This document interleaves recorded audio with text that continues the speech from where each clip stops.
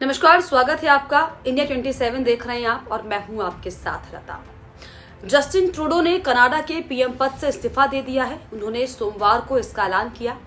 Trudeau के इस्तीफे के बाद अब अगला पीएम कौन होगा, ये सबसे बड़ा सवाल है। लेकिन इन सब के बीच पीएम की रेस में कई नेताओं के नाम के साथ ही अब भारतीय मूल की अनीता आनंद का नाम भी शामिल हो गया है, जिसको लेकर अब चर्चाएं जोरों पर है। रिपोर्ट देखिए।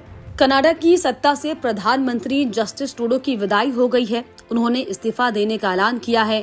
ट्रूडो ने सोमवार को घोषणा की कि जैसे ही पार्टी कोई नया नेता चुनेगी वो पद छोड़ देंगे। लिबरल पार्टी के सांसद कई हफ्ते से ट्रूडो से पद छोड़ने की मांग कर रहे थे। ट्रूडो के इस्तीफे के बाद अब सवाल ये कि कनाडा का अगला पीएम आखिर कौन होगा।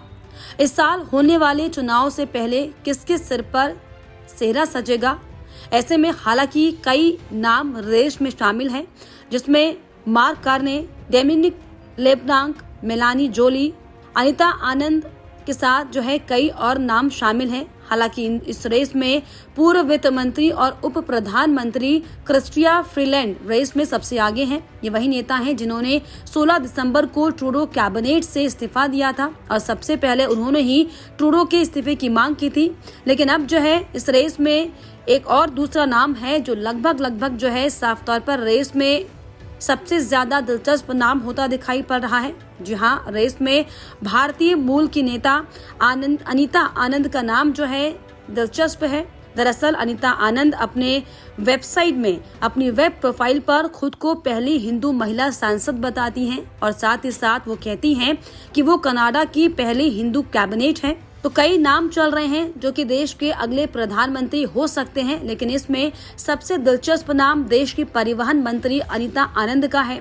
ऐसे में सवाल खड़ा होता है कि आखिर भारतीय मूल की अनीता आनंद आखिर कौन है। तो आपको बता दें, भारतीय मूल की अनीता आनंद के माता पिता 60 के दशक में नाइजीरिया से कनाडा के नोवा स्कोशिया के केंटिवल में बस गए थे। अनीता के माता पिता पेशे से चिकित्सक थे। उनकी 2 बहनें और हैं। उन्होंने ऑक्सफोर्ड और क्वींस यूनिवर्सिटी से ग्रेजुएशन किया और डलहौजी यूनिवर्सिटी से लॉ की डिग्री ली है। इसके अलावा उन्होंने टोरंटो यूनिवर्सिटी से लॉ में मास्टर्स किया। इसके बाद उन्होंने टोरंटो यूनिवर्सिटी में पढ़ाना शुरू किया था। इसके साथ ही उन्होंने येल, क्वींस और वेस्टर्न यूनिवर्सिटी में भी लॉ की पढ़ाई की और उनको पढ़ाया भी है। अनीता को लिबरल पार्टी के वरिष्ठ नेताओं के गुट में सबसे ज्यादा महत्वाकांक्षी सदस्यों के रूप में देखा जाता है। 57 साल की अनीता की राजनीति में एंट्री साल 2019 में हुई।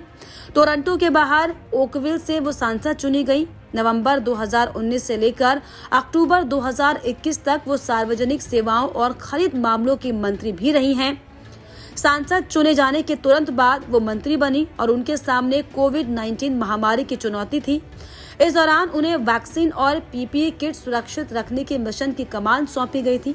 अनीता आनंद के काम को देखते हुए उन्हें साल 2021 में रक्षा मंत्रालय की कमान भी सौंपी गई। इस दौरान उन्होंने रूस यूक्रेन युद्ध में कनाडा की यूक्रेन को मदद मुहैया कराने की चुनौतियों का नेतृत्व किया था। साथ ही अनीता को कनाडा के सैन्य बलों में यौन दुर्व्यवहार के स्कैंडल्स के संकट से भी गुजरना पड़ा था। एकाएक अनीता आनंद को रक्षा मंत्रालय से हटाकर ट्रेजरी बोर्ड को संभालने के लिए भेज दिया गया।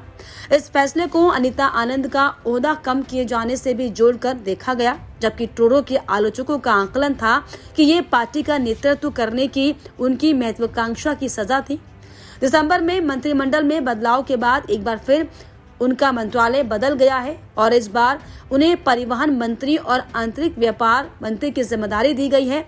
और अब जब साफ तौर पर ट्रूडो की जगह लेने की लंबी फहरिस्त दिखाई पड़ रही है कनाडा में, तो वैसे में पहली हिंदू मंत्री खुद को कहने वाली अनीता आनंद का नाम अब चर्चाओं में दिखाई पड़ रहा है। ऐसे में अनीता आनंद को लेकर क्या आपकी राय है, हमें कमेंट बॉक्स में जरूर लिखिए। इसके अलावा हमारे चैनल को लाइक, शेयर एंड सब्सक्राइब करना भी ना भूलें।